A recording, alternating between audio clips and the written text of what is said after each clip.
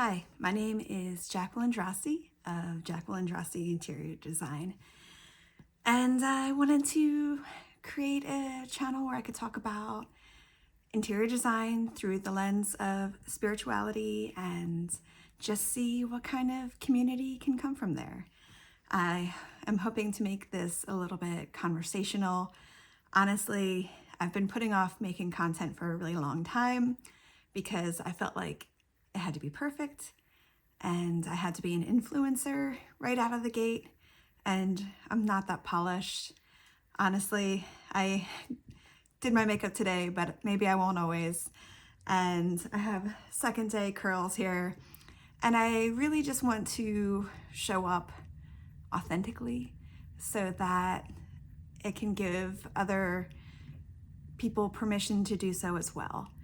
I love discussing interior design really through the lens of spirituality. It's been a journey that I've been on personally for, I don't know, maybe 6 years now. And I grew up Catholic, and that was something that I left as an early teenager. And I don't want to say that I've always had something missing. I've, had a really great life. I've lived all over the country, but finding spirituality, and it really kind of kicked off through the Enneagram, honestly. It was just, it added so much value to my life, and it's really helped me look at my life through this beautiful prism of all different colors, and it's really made it come alive. It's given me a better sense of purpose. And I can't help but apply that to interior design just because that has been my number one passion for the majority of my life.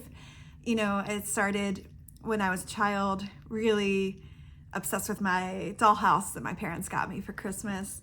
And I am just so in love with interiors, but I feel like I can't separate the two.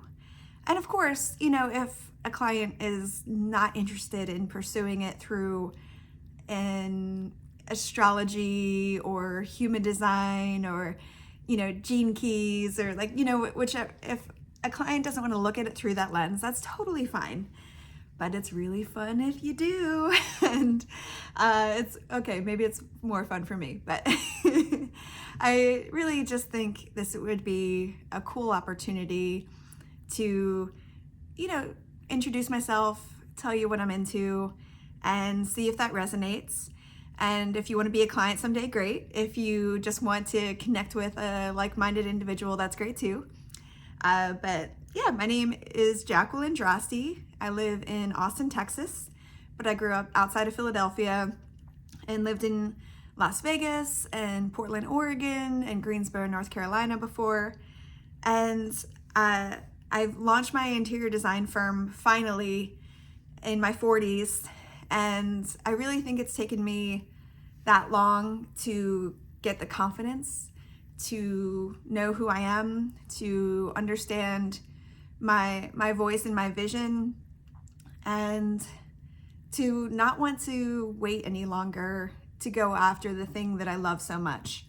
So that's been just a wild ride, and it's exciting and it's scary, and I know not everyone is ready to be an entrepreneur, and it's okay if you're not. And I think sometimes it takes, our fourth and fifth decades to figure out who we really are, what's important to us, when have we gone through the motions, and when do we stop and do a deep dive into what makes us happy, and what will really bring our lives more value.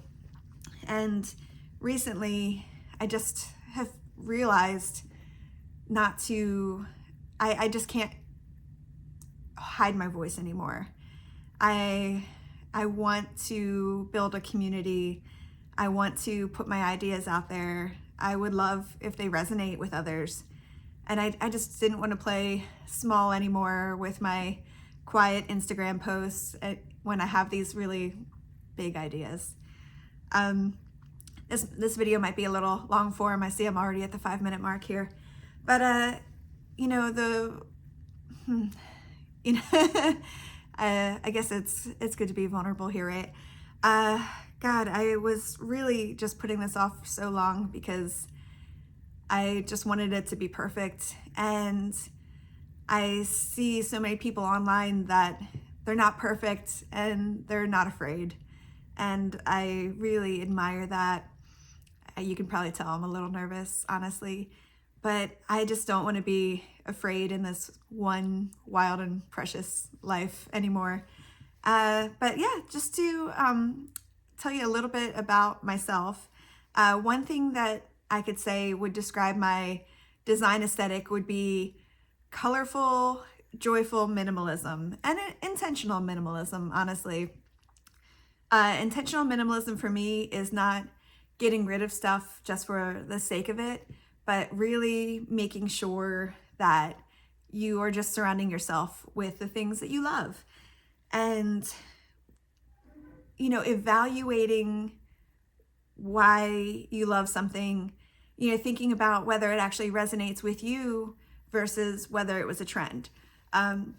With my interior design style, I really want to make sure that you're not following the trends and that you are listening to who you are as an authentic person. You know, what's going to make you happy, because what makes you happy is timeless. And if you shop in the big box stores, and like I do too, so no shame with that. If you shop in the big box stores, you are going to probably be persuaded by someone else's version of what's timeless for them. And I think when you invest in interior design, you really have to figure out what is timeless for you, what's going to make you happiest long term. So even though I have my lens that I see my own personal design through, I, always let clients lead for what makes them happy, because that's the goal. That has to be the goal, that the client will find what their version of timelessness is. Now, if they need assistance with minimalism, and adding more color, that's really where I shine personally. My minimalism journey started when my daughter was born, and she had a lot of stuff. And at the time, I was a stay-at-home parent, and I found myself cleaning the same things over and over again, and not realizing at the time, if you've ever heard the expression highly sensitive person, I would say that's me. Like, I'm sensitive to sounds, to smells, to super bright lights, strobe lights. Ugh. And I feel like I notice everything. And I can't relax in like a chaotic environment, for long anyway. So when the house was becoming messy because, babies and toddlers, I just felt like I was constantly cleaning.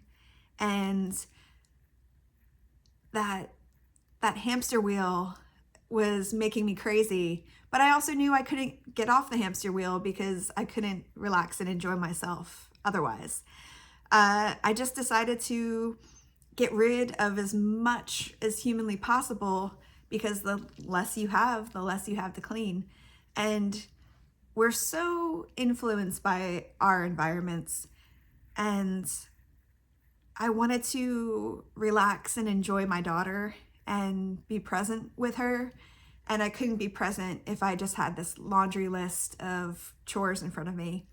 So back in, 2014, I started reading this blog called The Minimalists. I haven't kept up with them as much recently, but they really resonated with me. It asks us to, question our consumerism, question the trends, figure out what actually serves us. And I'm not the person to live a monastic lifestyle at all. Like, I like things. And when you pursue interior design, obviously you're buying things, but it's really just putting the intentionality behind it. And again, if you find things that are timeless, they'll make you happy for hopefully decades, so that you're not having this, you know, fast fashion with your home. And, you know, there's a lot of, you know, online sites that really encourage these, you know, completely transitional trends that you're like, okay, is your home fashionable for March 2023? Okay, well now it's April 2024. Your home has to look different. Everything's changed. And that's not really what's going to make people happy. Looking at interior design through the spiritual lens for me is really just about doing a deep dive for the client, seeing, you know, who they are, almost taking like a life coach perspective, and to say, you know, who are you? Who do you want to be? Who have you been? Let's paint the picture of your life, and really, but frame it for, you know, the highest version of yourself, and what your ultimate dreams are for your home and how that serves your purpose. You know, people are in all different places in their life, so their focus might be work, it might be family, it might be travel. And if you have this like carte blanche, one size fits all when you do, you know, shopping at the big box stores, you're really not honoring where you are or where your client is at that time. So interior design is really just an opportunity to showcase who you are and who you want to be in an environment that it's always reinforcing that sense of self, to give you confidence, you know, to give you power. I mean, I think it's a really cool idea to think of, you know, what if you are someone who's lacking in personal power, how can your environment influence that? If you want to feel sexier, what are you doing in your home environment to make you feel sexier? You know, there's so many different ways. And I think that's what I want these videos to do, like a deep dive with. And I hope that this video has introduced myself in a way that maybe you find engaging. I don't know if I'm going to interact with comments a lot. I want to protect my peace, and for any negative comments, I just want to protect my heart. I don't want to invest in that from a time perspective. Let's see, you know, down the road, maybe I'll have my husband join me, because he has been initially a victim and now a co-conspirator on my minimalism journey, and he's just been my biggest champion, and it's been really amazing to have led this life with him and raise our two beautiful children. I'll never have my kids on here. That's just a personal thing for me. So know that I have them. They're great. But I don't want to put them on here. And yeah, if you've gotten this far, hey, thank you so much for listening to my one-sided conversation. I'd love to share more ideas with you, and I hope that, you know, if you are looking for someone who's both into design and art and spirituality and the highest level of personal expression, you can find that here with me. All right, thank you.